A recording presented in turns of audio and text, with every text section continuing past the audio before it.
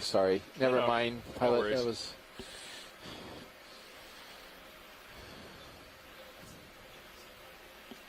Boy, that's beautiful.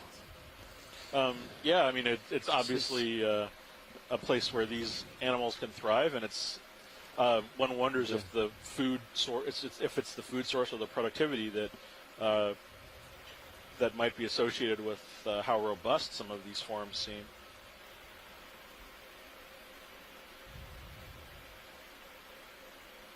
They don't seem to be sort of blowing in any current. Maybe it's just something that works itself out for them. So there's one thing that's missing from this community, particularly since Sako Matsumoto is watching and participating right now. Do you know what that is, Chris? Starfish? No, not a starfish. We are missing plexaurids, that whole family of corals that would just add some beautiful color to the scene if we get one. But we haven't seen one. Not beautiful colors. Those oanthids are delightful. Yeah, these are beautiful, but what with your plexaurids? I want to find something for Asako here, and she works on all types of corals, of course, but she has a particular fondness, I think, for plexaurids and an expertise. We'll see what we can do. All right, plexaurids. That could have been a sea star down there, not sure. Oh. But this is just stunning. Yeah.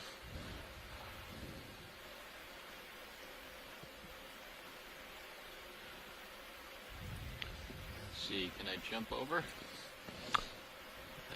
I think so.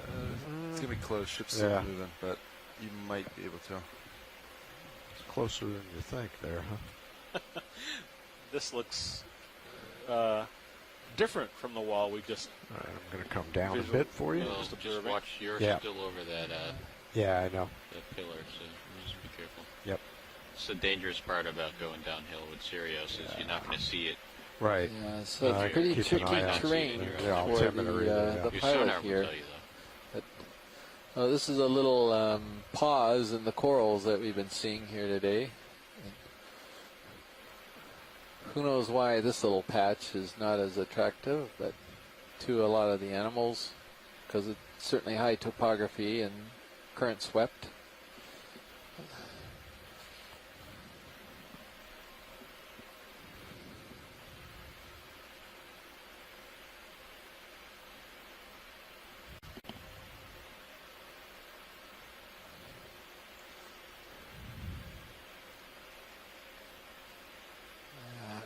Pretty amazing geology.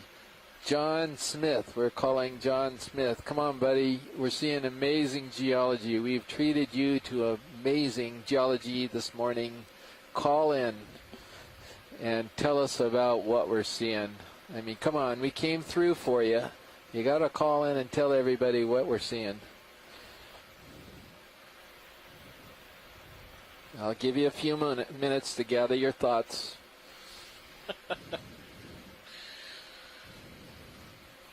Wow. Oh, still quite a lot of things on this side. Yeah, and what is that coral that's right in front of us, the fluffy brown one? I don't know if we can do a snap zoom on that. We'll come around to it. And maybe another Solandaria, that hydrozoan, colonial hydrozoan, I'm not sure. Yeah, it does have more of a sort of a hydroid look to it. Yeah, Hey, come on in. I'm trying to find a black coral for Tina. That's what I was looking for. Ridges Something. and valleys. I think I'm over it now. No, I haven't seen any. This is like a Solandaria. yeah, it does.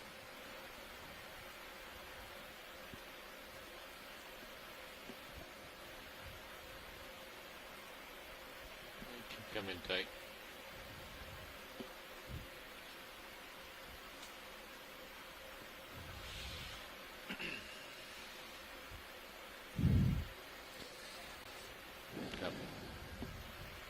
Actually, John Smith is usually out to lunch at this time.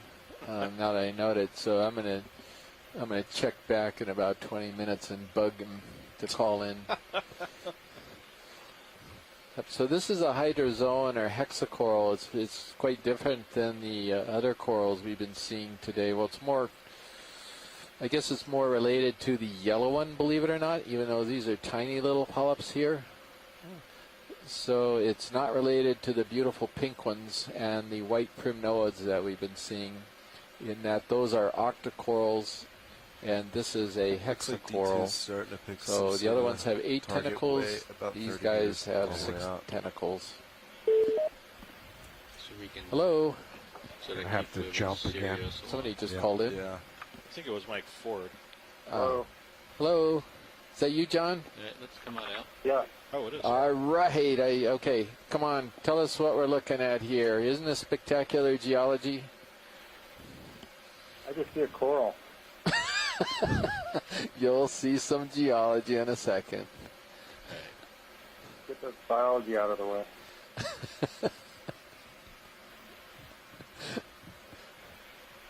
Okay, you're clear of biology.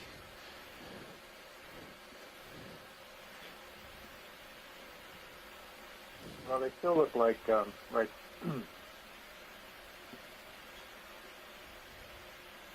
It's like some tillid forms, but kind of a massive lava outcrop. Let's zoom into Ranger sonars out for a second. Sure. Yeah. So is this whole terrain kind of coming apart and fracturing, and then it all coated with manganese Seriously, crust, up to or 80. are these? I mean, we're pretty close to the summit here. Not much. Yeah.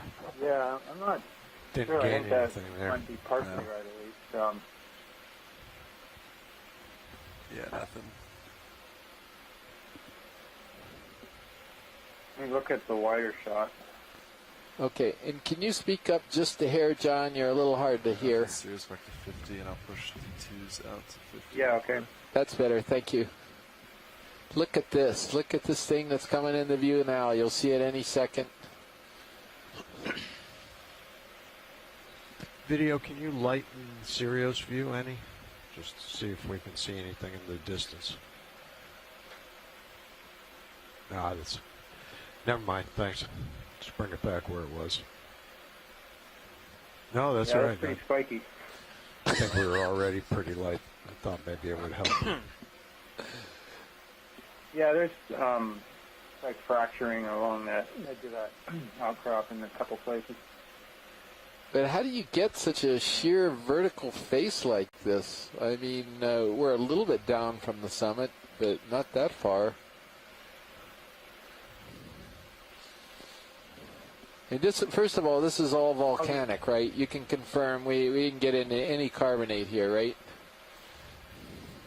Yeah, that's all volcanic. The salts are similar. Looks like one of those zoanthids. Kind of looking at the symmetry map on the tracking, you're going into an indent in the side, which could be like a small failure star, landslide, small landslide, or just where it collapses away from instability over time. Huh. From weathering or, earthquakes or over-steepening, steep slopes. Yeah. So, John, I'm going to interrupt you momentarily. We are looking at a beautiful view of what we used to call Marianactus, a type of anemone here, but I'm not so sure it's Marianactus anymore. But it's really cool if you can see this. And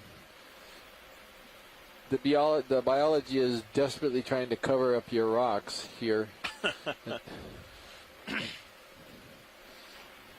We got more rocks in biology, I think. Yeah, that's true. So this is possibly a hormathiid, if I remember what Michelle Rodriguez, I met her just last year, who's an enemy expert. I think she was looking through some of our images and trying to help us out here. John, you got any other comments? Or you want to look at it for a little bit and Sirius call in a little again? later and see if you see something that's really cool If you turn, besides this? yeah, keep doing that. Sirius Yeah, not moving right now? Sirius Nothing is not. Not further moving. right now. Sorry, I wanted to. All right, thanks, John. And that Keep was John turning, Smith, the forward, University of Hawaii. And then if you look at your sonar, you do pick something up over there. You see that. So these if you look in that beautiful direction. rock formations were impressing all of us, I think both biologists and geologists. You can Like see this- the bottom there in Sirius view. Yeah. White So things that's up on the wall. 220, 225. Yep, looks good. So I can move Sirius at about, well, yeah, 240. Are you so happy with that? No, it's good. Try 230. 230 and maybe 20 meters. 15. 15 I don't meters. know how far out that is. We could do 20. I think. Think? that'd be okay. We're picking up the wall at 25. though. Pilot, we're always looking out Okay. for rocks. I can always come up. see a little bit of Right. sediment here. If you 20. if you see something that you think is potentially grabbable, that would be great. Copy that, Chris. Yeah, thank you. On the hunt for rocks.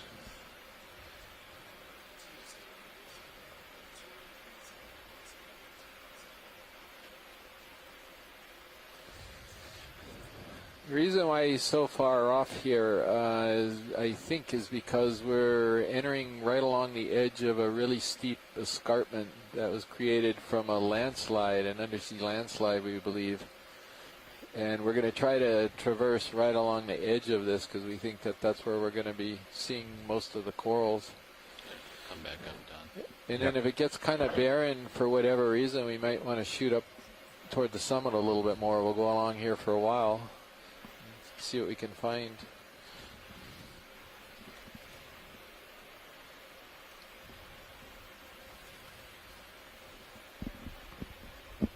Just waiting on the ship here, Chris. Roger, thank you, pilot.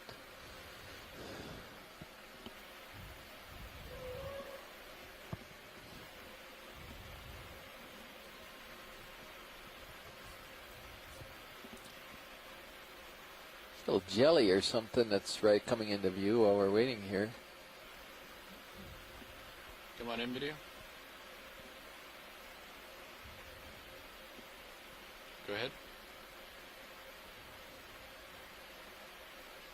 Come in tight. I don't know what that is. Is it a hydrozoan, There maybe, we go. Chris? Come on out. Yep, Not back. sure. It's not. A ctenophore or Okay, go ahead. larvation? I don't know. Just keep on going down the list, Chris. We'll Yeah. get to it eventually. Fish? No. That's a Probably not. ctenophore, isn't it? I don't I know. thought I saw the. Is Is that anyone? yeah. Is Mike Ford's in the event log? Maybe he's looking at this. Let's see what he has to say about it.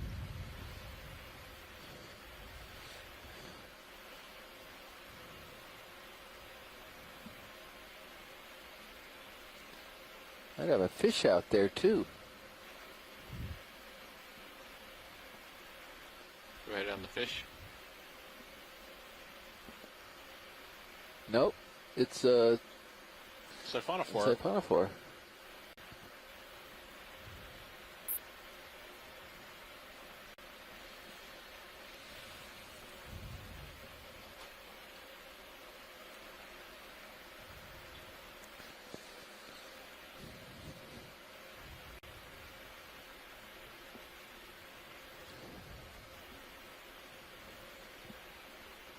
Okay, let him go. Wide.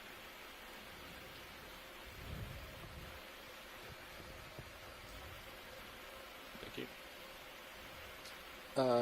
So Mike Ford actually did comment on Want it to and go thought back that was down a towards the giant bottom? I'll that's follow what edible you it jelly. down. Yeah. Yeah. Okay. Interesting. Thank you, Mike. Back up a little bit. Come Okay. back. Copy that.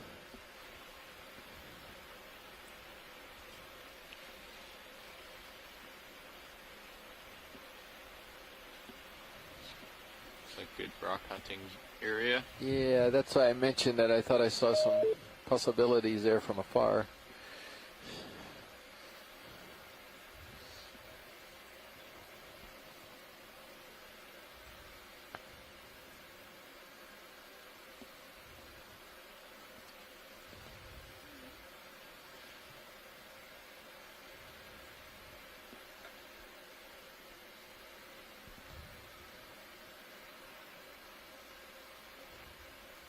It's kind of an angular one. I don't know if you see that, Josh, right in the center. This center. I don't know if we can get the lasers on, if Yeah, they're not can on. we turn the lasers on, Don? Lasers coming on.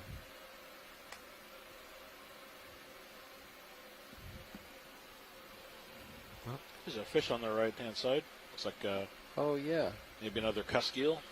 Let's get the fish. I think, yeah, let's get the fish. Go ahead. All right, Bruce, stand by. We've got a fish. And it is a different fish. Get the head. Grenadier, I think. Yeah. Yeah, so you have it as well as I could. It is a grenadier, also called a rat-tail fish in the family Macruridae. It differs from the cusk eels that we've been seeing because it has that high fin on the back. The back is facing toward the left. It pushes head down, obviously. Or you can turn The your pelvic head fins, to the one fins on the side. belly are a little more developed with a long filament sticking out, but then more of a fan-shaped 6 on fin at the Seamounts. base with multiple rays. Coming up. A very low dorsal fin along the back part of the body that's not really visible, but a very wide anal fin, the fin along the bottom of the tail. I can't say what genus this is. Yeah, we can't stay down here Looks very long. there's one that we call Couple kumbra that might be a possibility, but this looks a little lighter Which in rock did you color want, and Chris? different. So I'm not sure. The rat tails, the grenadiers are there are a lot of species, and they're difficult to identify without the specimen in hand. So I can't say anything more beyond the family Macruridae. Thank you, Bruce. Yeah, thank you, Bruce. Okay, we're trying to find a rock. There was an angular rock that's kind of in the Lasers. sediment to the lower one-third Don, left. I get it. Oh, okay. Roger. I don't know why I don't see lasers anymore. I was having trouble seeing them too. I don't know if it's just You the. see a couple They're dots, there. but They're there. They're just, I'm so high. okay. All right. These are just massive rocks, that's all. Are there Yeah, any you of see them that might be? Oh, there they are. Yeah. Any of these look possible, Josh, that are within your size range? Maybe this angular one right here? Centered up? Or, Where is it? Yeah, that's huge. You're able to get that one? I don't know. Chris Ma, are you going to be able to carry that upstairs?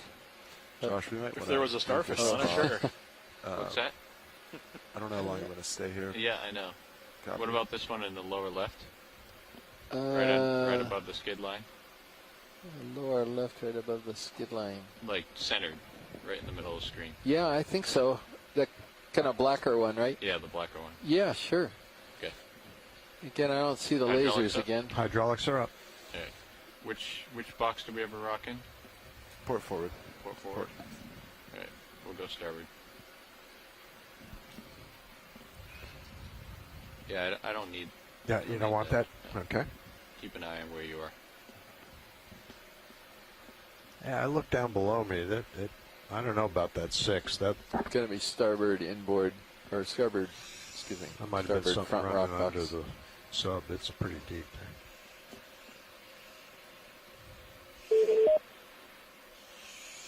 Yeah, that one's looking pretty good if it's loose.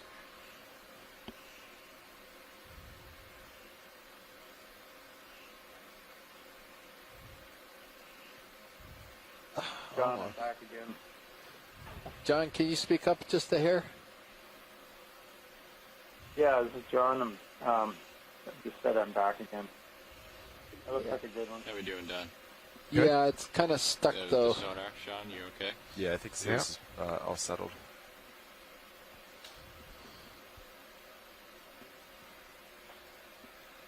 Oh, it's moving. There it goes. It's just jammed in there. Yeah.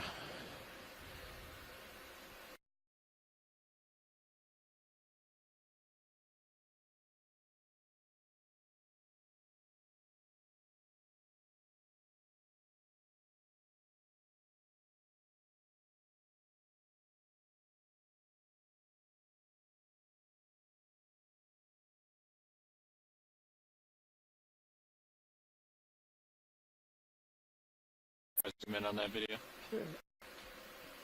Yeah, that one side that had some things. It's kind of gooey things, I Where guess. are the Does shrimp? that look good to you, Chris? Yeah, it is. We're Okay, good, let's Josh. bring the Thank you. starboard wing in, please. Starboard wing coming in. You clear.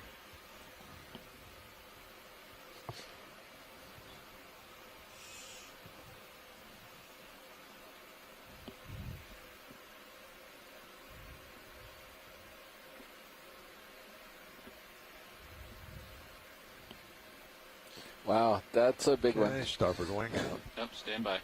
Stand by. Okay. All right, go ahead. All righty. It's in the box. Thank you very much, Josh. Really appreciate it, guys. All right, we got 2 rocks, John, and that's a nice one. That's a big one. All right, coming up at Yeah, you that's good. Okay. I don't want to stay down here. Copy that.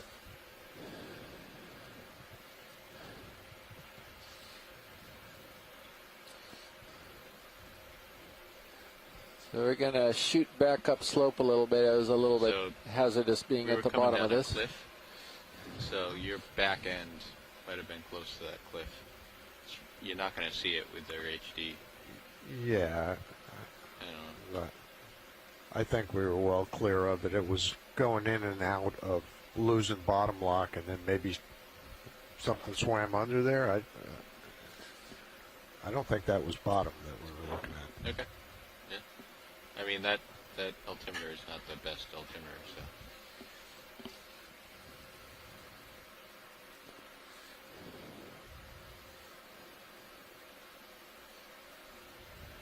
Hey, we're on the move again. Chris, you stepped out for a moment with the rocks in the box, and Splendid. we're on our way.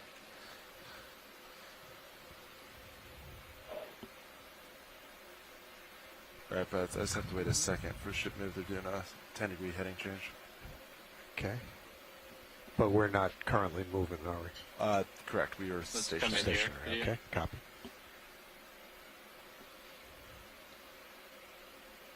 Oh, Taking that's it tight. interesting. What's? Oh, it's a little. It's got itself stuck into the little corner there. Interesting.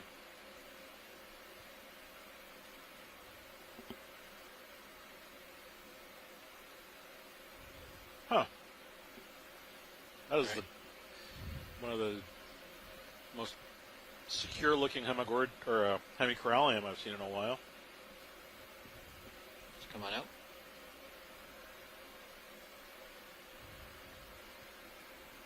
Get the holothorian real quick. Oh, this is I'm not interesting. sure what that is. Yeah, go ahead. Hold that.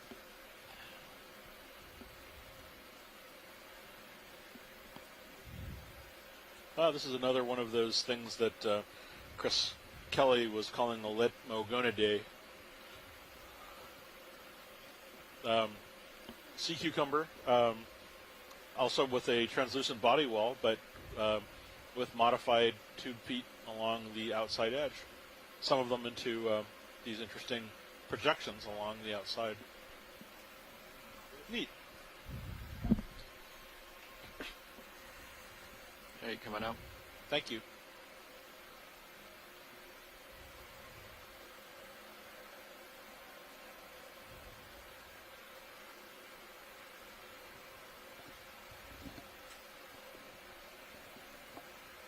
All right, pads. For next move, I don't see too much on Sirius Center. All right. Wow. Another massive valley of We the can corals. approach whatever this is on D2, which is still about 235, 230. Okay. If you're happy with that, I can put in a Do another 20-meter move. 20 move. If you're happy with that, put it in. Has someone joined us in the teleconference line?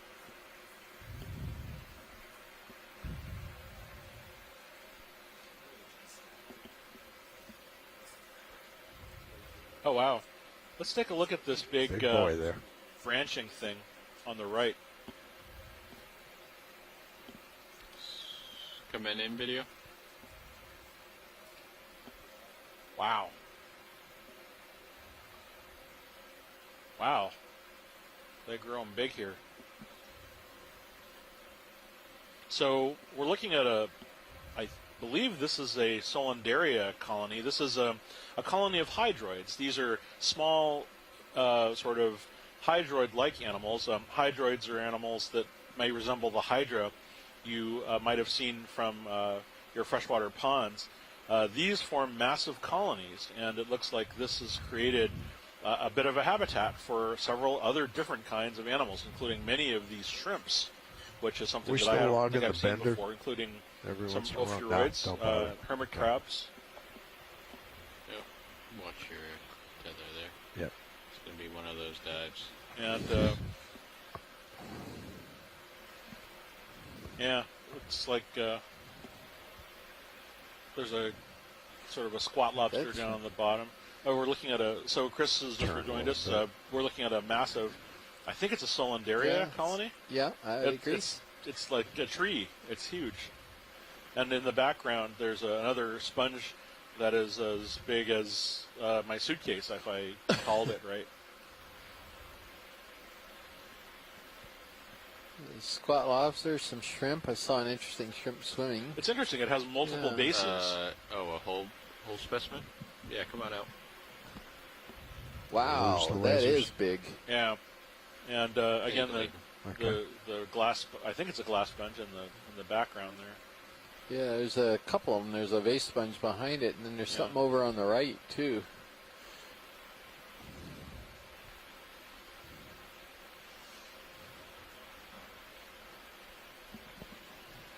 Again, they're all on this kind of little, what would you call this, a little spire or something that's sticking up.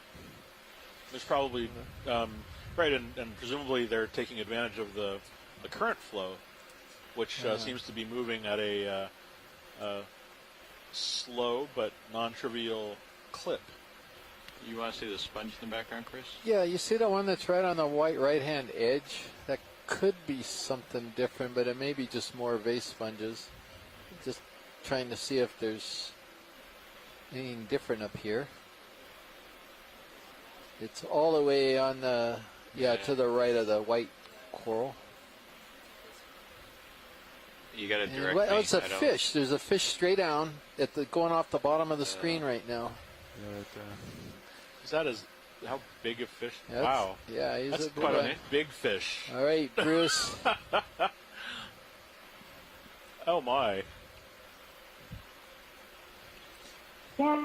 Okay, this is one of our favorite fish. This is a type of angler fish in the family Lophiidae, related to the shallow water goosefish or monkfish. It's in a genus called Sledinia.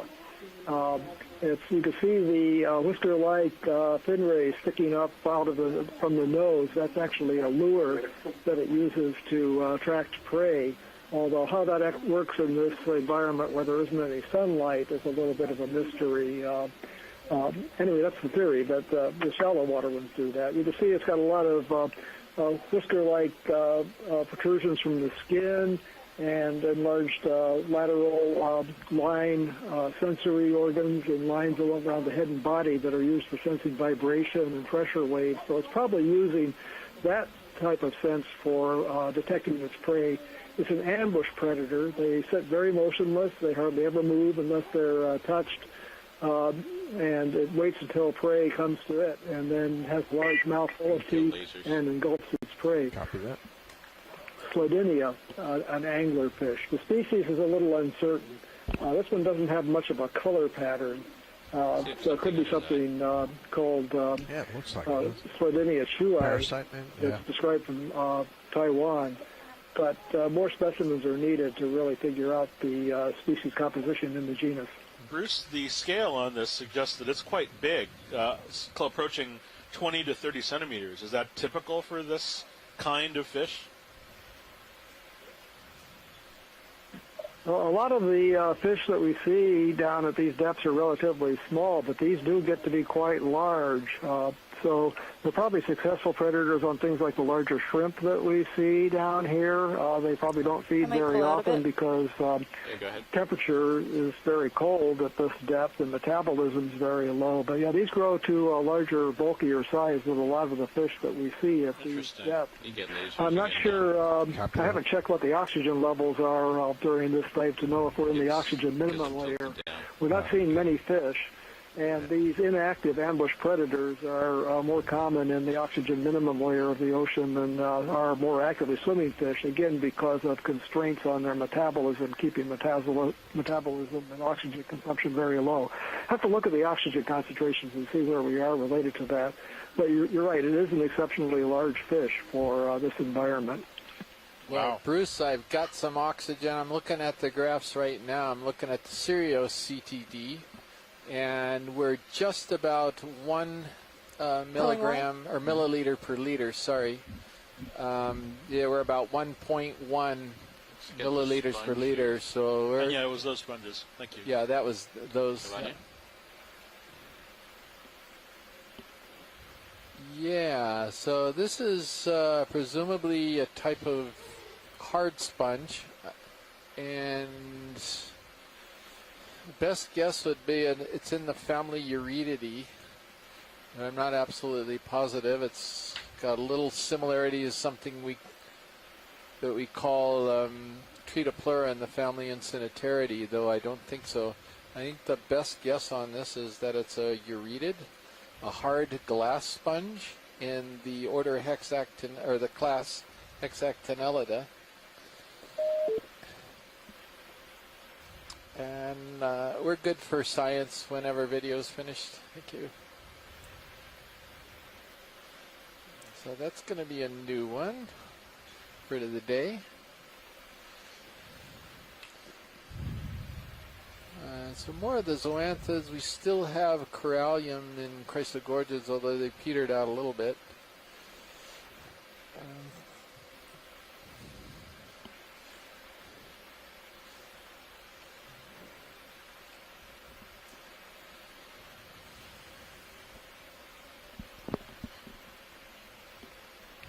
Ship moving? It's just stopping, I think, just ahead. So, Chris Kelly, with your explanation of the oxygen, does that put us in an oxygen minimum layer here?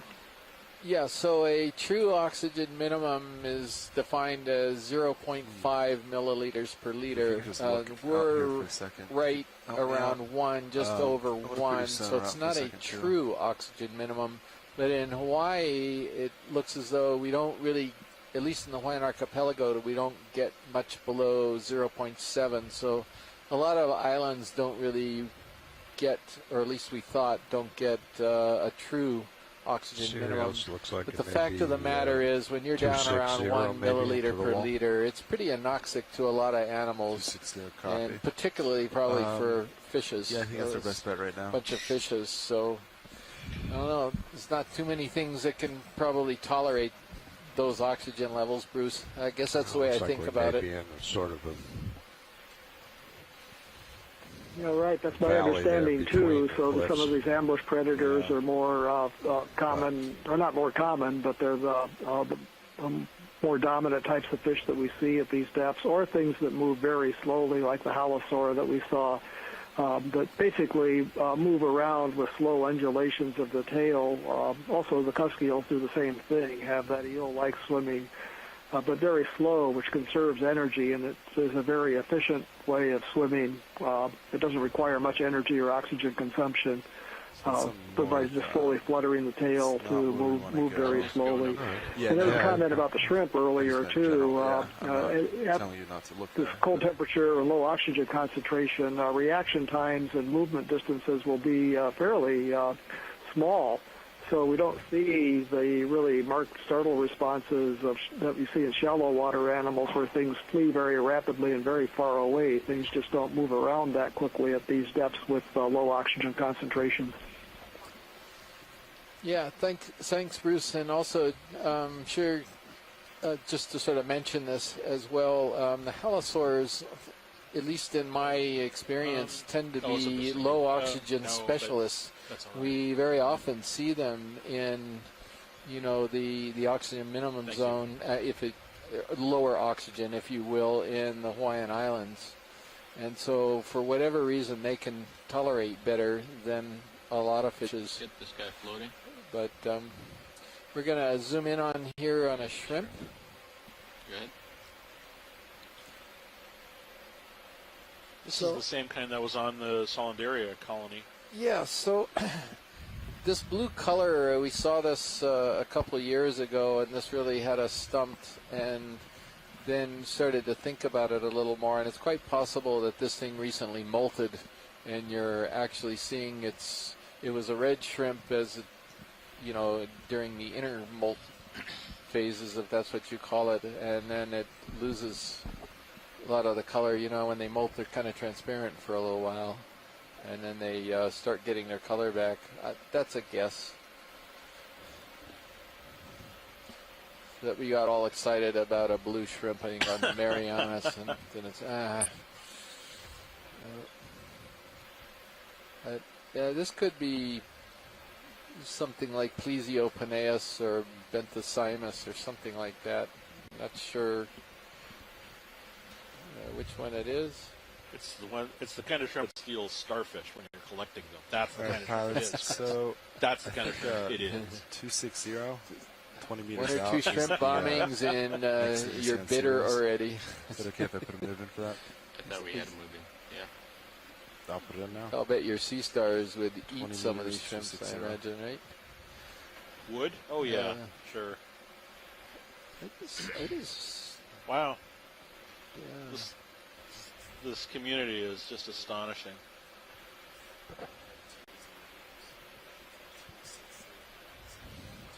So we've been holding off a little bit on biologic collections, partially because of the topography has been pretty tough.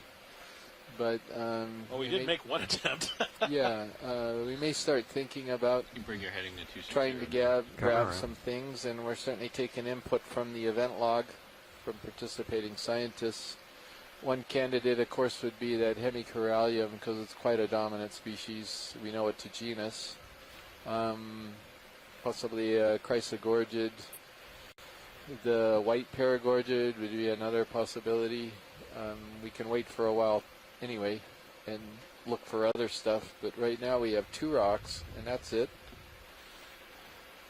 And we've got a bunch of empty boxes on this ROV.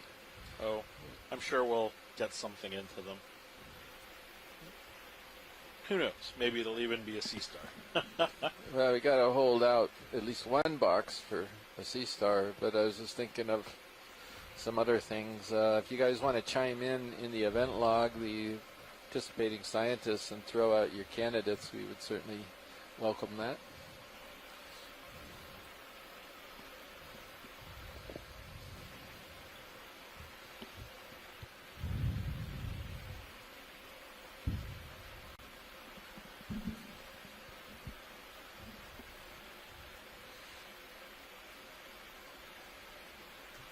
Send him back up on you. Okay. Just gonna have to wait it out.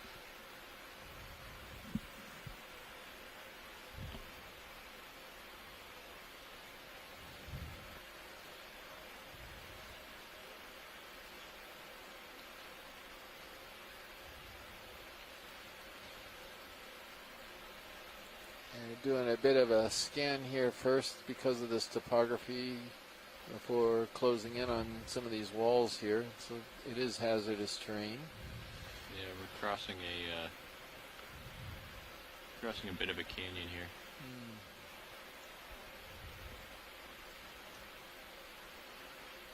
Funny little round sponge, but we've like done we're pretty good on coming into a sponges. We canyon. got We've 3 got of them already structure this on cruise, both so I'm sides hoping there. we can see a different type of animal. Since Okay. we've only got 1 sea star, we've got a bunch Yeah, of it's probably corals. running up Got that this one way. sea cucumber. We got 1 sea cucumber. We've gotten some squat lobsters and some shrimp as associates from some of the corals we've collected.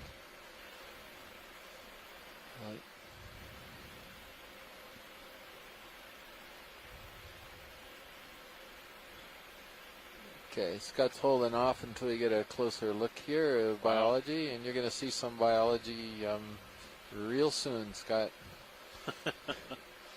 Man, beautiful.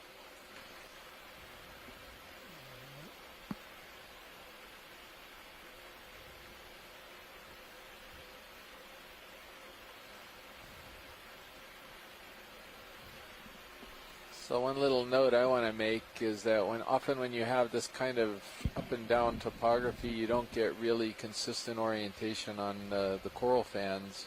If you take a look at these, you've got a bunch of differences. You've got some oriented sideways, and some of them are oriented 90 degrees opposite direction. Maybe because the water is swirling around these features and it's not in some prevailing snap in here. direction when it comes in contact with the substrate. There's more of those corallimorpharians. Could we? Yeah, that's a paragorgia. It's good that we got it. And that's another one of those branching sponges that we collected. Can we get any... yeah, look at these white... The white paragorgias is a reasonable candidate. We'll keep in mind we're seeing them quite a lot here. Just keep your heading down. I'm just going to copy that. while we go. I don't know if there's interest in these zoanthids also. It's astonishing. Like this one colony is completely overgrown, coming up in the center right now. Chris, over to the right, it looks like there's a zoanthid colony that's in turn being overgrown by some large black structure, or maybe it's a dead colony. Snap in here, and then we'll come up to Yeah. Yeah, what is this? Oh, it looks like there's the more corallimorpharians, but also these kind of, I've seen these before. These kind of stoloniferous, not sure, are they octocorals or maybe tunicates? See there? Oh, yeah, I was looking at this. Those could be stoloniferans, maybe. Oh, maybe stoloniferans. Yeah, which is an octocoral. Yeah. So, Euplectellid. but It's a sponge. it's a dead skeleton of a massive sponge, isn't it? Rather than I think so. So it's overgrown by. Or is this a really old coral? I don't know what it is. Looks like a classic stoloniferous octocoral to me down there. Yeah, Scott, any thoughts on the big white dead structure that was covered with those zoanthids or something? Do you have any idea what that is? Oh, look. Go ahead. Well, when I saw it, I thought it was a dying sponge. Yeah, it could be. Could we zoom in on these threads, by the way? Yeah. This way you want? And then to the right, those thread-like cnidarians on the rock. Yeah, that's what the... These are fantastic stoloniferous ribbons here. That's Maxim. Yeah, we're zooming in on it right now. Coming in on it. Look at these things. This is...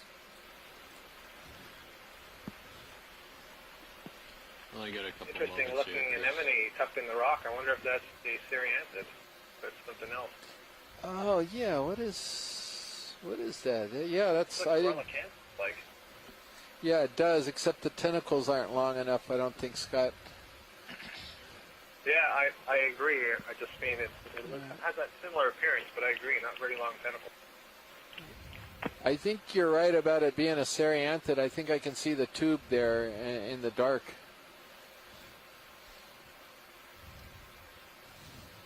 I can count 8 tentacles on these stoloniferous forms, so definitely what's what they are. Right. Only a moment. And Yeah, then that's great. So there's a whole group of octocorals, many species that have this sort of morphology that grow as these ribbons. They're closely related to others that kind of grow like mats, much like the zoanthids that we saw overgrowing the rocks before. So they never produce skeletons, so they won't produce fans or whips. Instead, they just grow like this over other substrates, and that could include sponges and other dead corals. In this case, it's rock. Yeah. Thank you, Scott. That was the voice of Scott France from the University of Louisiana at Lafayette. And we're just looking at a wall of corallimorpharians right now. That's pretty stunning. We're good for science whenever video's ready. Wow. Look Look at how they're completely covering that rock in the background. See what should be settling. That's just amazing. If we recenter, we can kind of see what sonar targets are now. we're still not picking a whole lot up in the direction we want to move. And it does look like we're in sort of a valley right now. So we can kind of regroup and figure out our next step. It's interesting. What are all these swimming, those arrow worms? Kippa, can I put your center out to 80? Yeah, go ahead.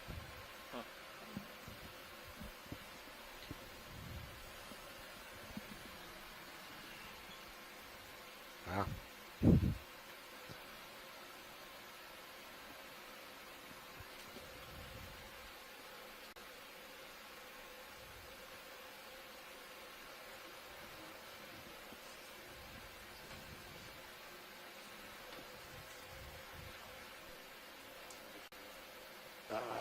Here you go. I was trying to.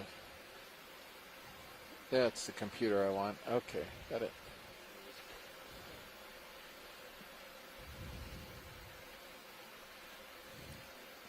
So the ROV is sort of looking west right now, and again we're right on this edge, if it wasn't obvious, edge of this big escarpment that doesn't space. look like too much out there either, does And it? they're checking. Roger, Nav, go ahead. Descend a little bit. Well, you Sure, we can. What do you got behind you in the sonar? Yeah. That's the structures to the north. Right. But if the overall map shows it in the westerly, Yeah, I'm just looking at your sonar now. yep. So Roger that, Yeah, Nav, copy and I that. assume it's going to be somewhere to the west, right? And that's why you're looking that way. Yeah, there we go. You can see the bottom now. Acquired it. So again, I'm just trying to get down. okay. Just watch your. Yeah, I'm coming down. I'll watch that.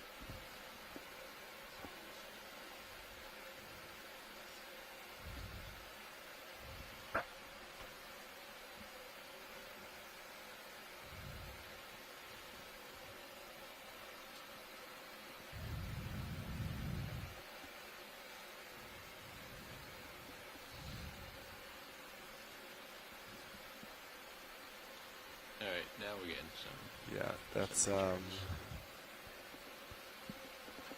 straight ahead views 230. You shouldn't have been worried about collecting rocks. Here's a little field of loose rocks. 240. Plenty of them around. You Towards just never 22. know. Sometimes we miss I'll collecting remember a that. rock, then we get up into the area Yep. that's completely Sure. consolidated. And Prudent D2's looking to at 220. get them when you can see them. Yeah. I'm coming around. Maybe But now we 230. need some squishy things. Absolutely.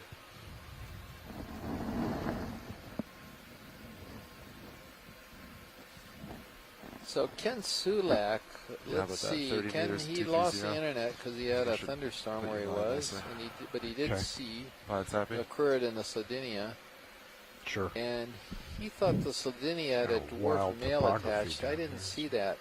Yeah. It's all over the place. some of Yeah, I some of the sure hope seamounts you're right, just- Ken. I'm going to look back at that when we get the pictures of it because I didn't Rigid. notice that. I wouldn't even know what a dwarf male would look like for that species. So I don't know, Bruce. Did you see what Ken was talking about? We were both sort of. I think we were sort of focused on what the idea of him was. Yeah, I need to pay more attention to that when we see these. It's interesting. I was talking with Amy Bowman about this just a minute ago or so. Back in around 2013, there was a paper that was published that showed that or suggested that this genus Slodinia has dwarf males. The males are very small. Had some photographs of that with the Atlantic species. They're not quite like the midwater anglerfish that most people have heard about that have very tiny males that are actually parasitic on females, attached to the females, in some of the families anyway. But the males are miniature versions, so we'll have to keep an eye on that because the paper that described that There's has a a nice fish photograph of a dwarf male resting on top of the head of female Slodinia, and it's not something that I've thought to look for, but we'll keep that in mind. The Slodinia, the one that we saw, the males are not known to be parasitic, but it may be a step. We're looking at another macrurid, another rat tail that's similar to the one that we saw earlier. This could be in the genus Kumba. but we tend to call every small round-snouted rat tail indigenous comba, so we'll have to check. Have the names now of a couple of other people who are experts on this group that might be able to help us when I get around to sending the photographs out for help with the identification. Yeah, thanks, Bruce, and thanks for your comments in the event log, Ken. Really So it looks like appreciate it. we've got more of an extension of that community we were looking at earlier. More of those corallomorpharians, more Snap in here. corals, more of the sponges. Oh, and a little crab. Is that the one that we were Actually, seeing? kind of a big crab. Oh, yes. It is, isn't it? 1, 2, 3, 4. It's wow. It's not Certamia smithi, unless he's lost some of his front legs, which. Well, it's got 4 legs on each, plus the claws, so it's a proper crab. Yeah, but the Certamia has got the modified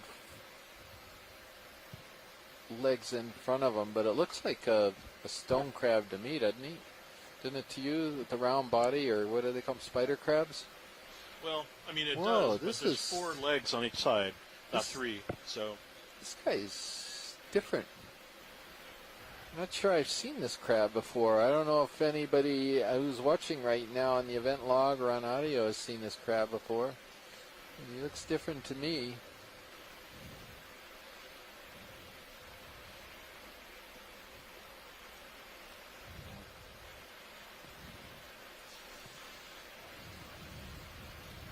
Yeah, take a look at Certamia again, but I know that those front legs are not right for that.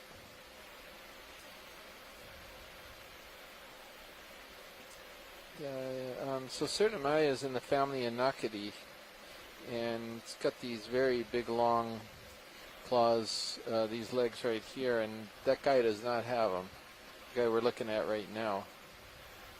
So you see these things with all the spines on them I'm Serrations on the showing. spines, yeah. Well, we might be seeing it from the wrong angle, because I think some of them show projections on the underside.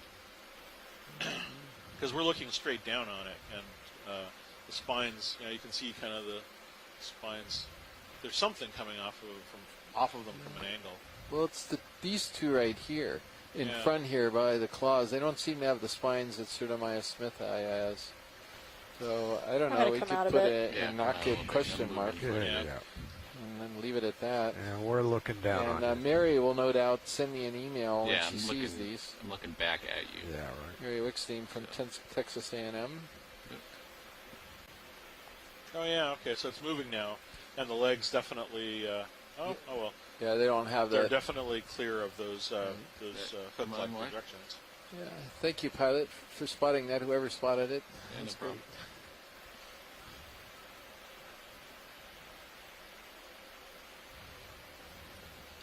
So keep an eye on my tether here. Yeah, I am. You see it on that protrusion down there, but it looks like it's going to clear.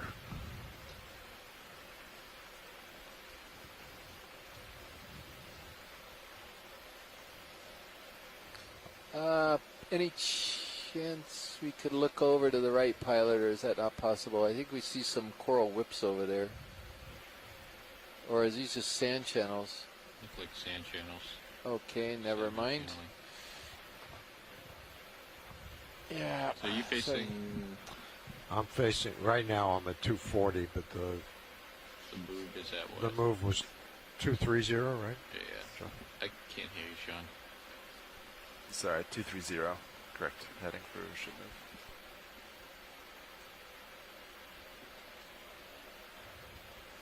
I think you can come down now. Okay.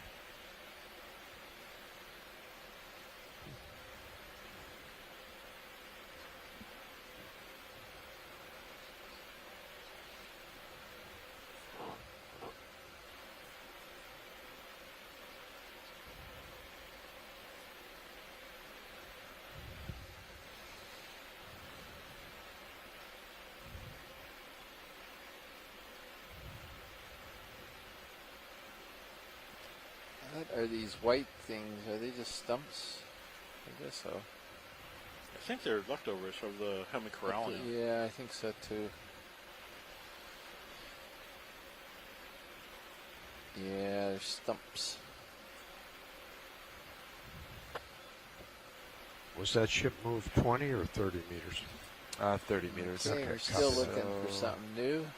Yeah, Okay. maybe 3 or 4 meters to go.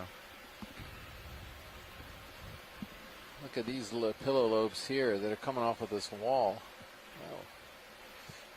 That must have been spectacular when this lava was coming out. Just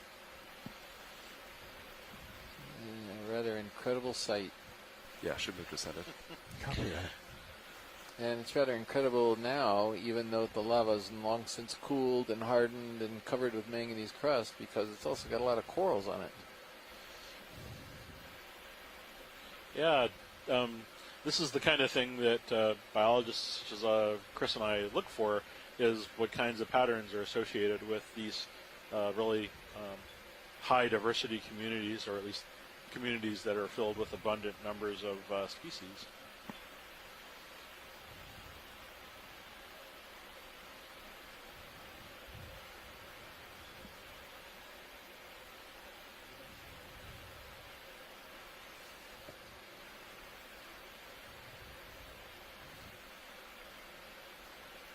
So the good thing about these overviews in between the close-ups of the substrate is you got a chance to see some fish, which is kind of nice.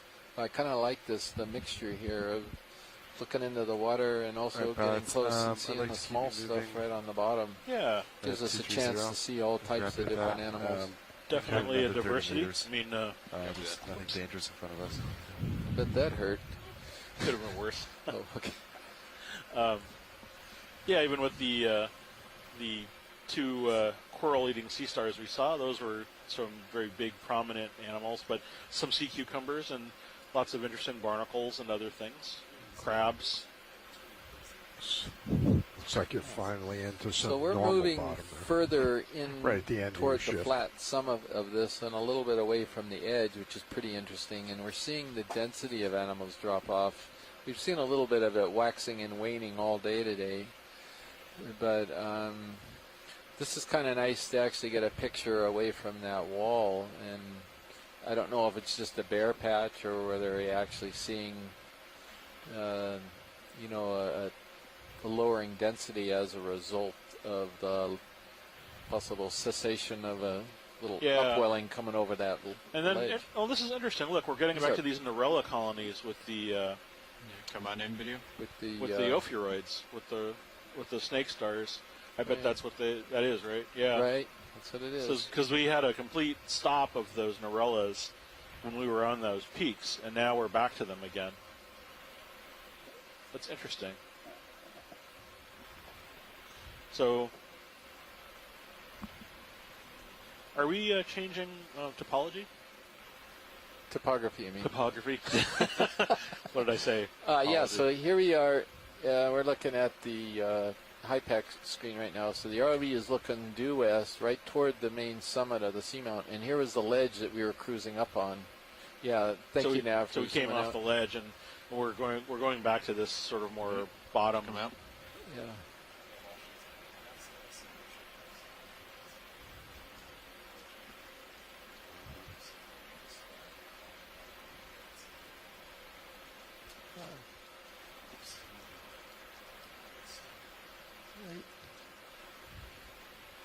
Yeah, so it's kind of good to get a look at a different type of topography here, and we're always trying to make a link between the topography and the communities down here because we're pretty sure there's a close link. Well, that sure sounded. It sure seemed like that was a link. Whatever changed. Attention all hands. The ship's door will be opening for the next 10 minutes, and the ship's door opening for the next 10 minutes. But some of those of you who are new to the Okeanos are wondering what that announcement was you might have heard in the background. Yes, we do have a store on the ship, and you can buy candies, sodas, you can get T-shirts, hats, coffee mugs, all types of stuff. Yes. So, Ship-specific Right. shirts and hats. so we've got a stock sponge that we've seen before, Bolosoma, there that we're pulling away from. Got a couple images of those so far today. And is that a base on the far back there. There's a white spot. Let's see it. Which you're, oh, right there. Yeah, I think that's a sponge base, but on the slim chance that might be one of mine.